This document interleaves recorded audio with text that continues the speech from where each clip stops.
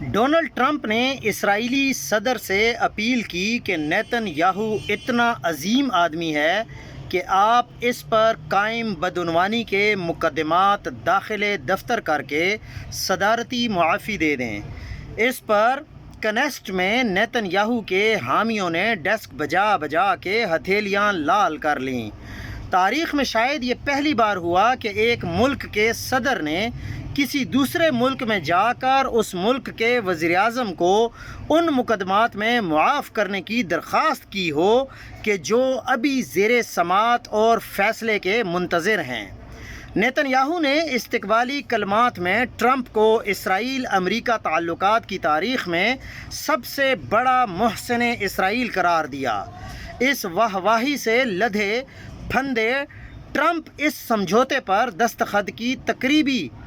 صدارت کے لیے شرم الشیخ پہنچے، جس کا حتمی مسودہ